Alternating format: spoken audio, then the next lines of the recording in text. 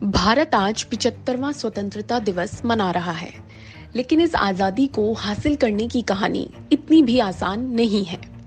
आजादी की यात्रा बहुत लंबी है। सन 1857 के गदर के बाद आजादी की जो लहर उठी, वह देश को आजाद करवाकर ही शांत हुई। आजादी का ये पहला बिगुल फूका था शहीद मंगल पांडे ने। 25 मार्च 1857 को मंगल पांडे ने सुअर और गाय की चर्बी से बने कारतूसों का विरोध किया और अंग्रेज अफसरों के खिलाफ विद्रोह कर दिया। इसके बाद मेरठ में तीसरी इन्फेंट्री के 85 सिपाही भी बगावत कर बैठे। अंग्रेज इतने क्रूर थे कि हर बगावत की सजा फांसी ही देते थे। 8 अप्रैल 1857 को उन्हें भी फांसी दे दी गई। इस गदर के बाद फांसियों का अनंत सिलसिला चल पड़ा।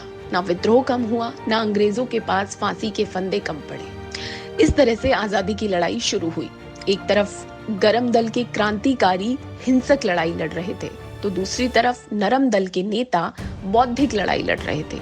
एक तरफ महात्मा गांधी थे, तो दूसरी तरफ चंद्रशेखर आजाद। एक तरफ सुभाष चंद्र बोस, तो दूसरी तरफ राम प्रसाद बिस्मिल, अशफाक उल्लाह खां और भगत सिंह जैसे क्रांतिकारी थे।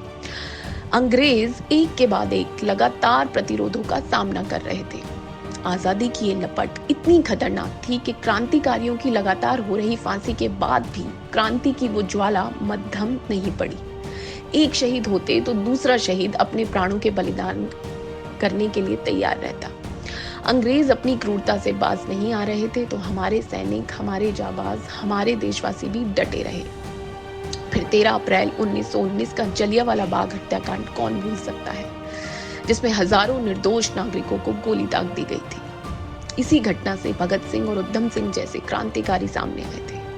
फिर साल 1929 का दिल्ली विधानसभा बम विस्फोट, फिर 1 अगस्त 1920 को शुरू हुआ असहयोग आंदोलन, 1922 का चौरी चौरा कांड, 1942 का भारत छोड़ो आंदोलन। ये ऐसी तमाम घटनाएं थीं जिनकी वजह से हमें आजादी मिली।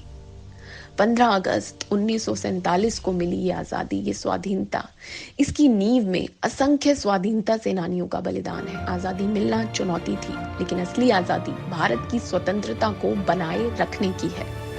भारत के लोकतंत्र को बेहतर करने और स्वस्थ लोकतांत्रिक माहौल देने की है।